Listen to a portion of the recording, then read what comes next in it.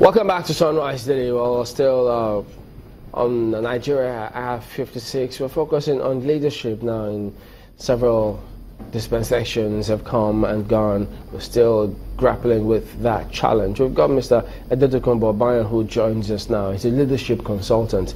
Thank you for coming on this morning. Always a pleasure. Yes, indeed, and focusing on that particular aspect. It really is a key aspect, but have we made any progress so far from what you've seen? I'm not sure we have, to be frank. I think we are showing evidences of difficulties in our leadership perspectives right now as a nation.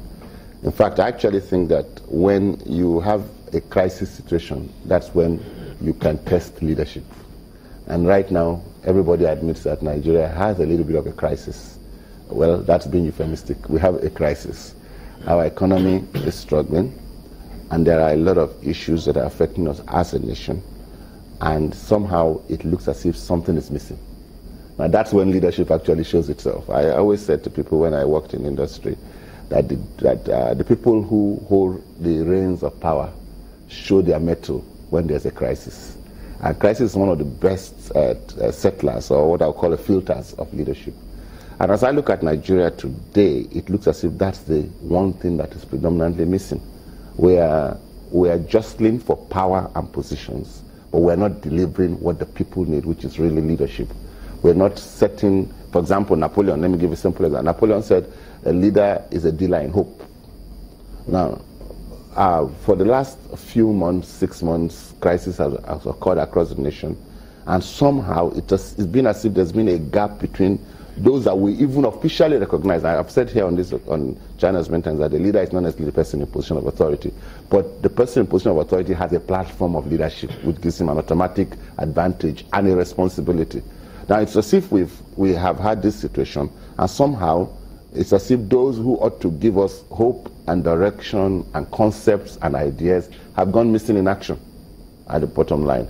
And we find ourselves sometimes wondering what on earth is going on, and why people are following what I would call pet agendas, one-trick issues that don't necessarily provide. You see, the people are the most important thing.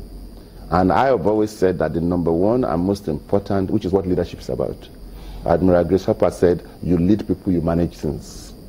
Now, we seem to have focused a lot more on managing micro things, which are not relevant to where the nation wants to go. So, to be honest, there's been a gap, and it's been quite a serious gap. 56 years down the line, we've always talked about this. You just reminded us that you had said something about it before on this platform. Loads and loads of talk. Sometimes we've seen them go into some kind of recess to see how they can decipher what the problems are.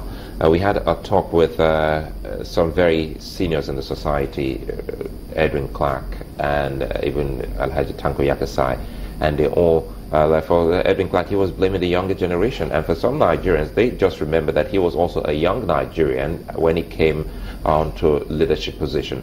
What is it that, at the end of the day, we're still talking about blame game because we still haven't been able to tweak it and get it right? Yeah, I think one of the biggest challenges, and I've said that before here on channels, is that if you want to solve a problem, you've got to be willing to address the rigor. You've got to be willing to spend the time to address it. We have a problem in Nigeria that we have to address. One of our number one problems is we have this drive, what I call shortcutism. That is, we set out a situation in the nation where we want to take leadership, for example.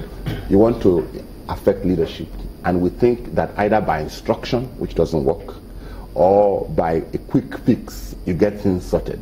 So government, for example, says we need to sit down and see how to develop leaders. Or in fact, first thing we need to do is identify that we have a need.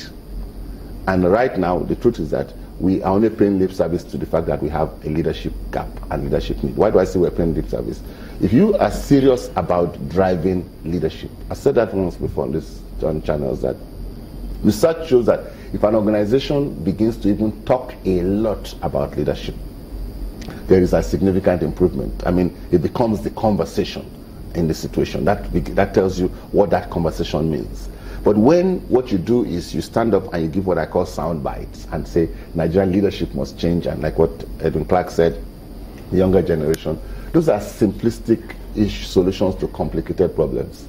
You want to solve the big problem. Number one, let's start out by admitting as a nation that our current approach to leadership is not working. It's not successful. Why is it not successful? Then you spend the time with a rigorous process. That's my point. You don't just take, government says they're doing a recess. The question you ask is, who have they brought to address the recess? Who has challenged existing thought process? What type of timing? There are certain things you sometimes need to almost take time out, and until you dig, the Chinese and the Japanese say, until you ask yourself 5 whys, you don't get the answer to a situation, and the word 5 is not sacrosanct. The idea is that you've got to keep on asking question after question after question. For example, I was doing a training program for principals of schools once, and I said to them, all right, Mr. Obayan, we'll just take a quick moment, sir, but we'll be back and continue with your train of thought. Do join us again.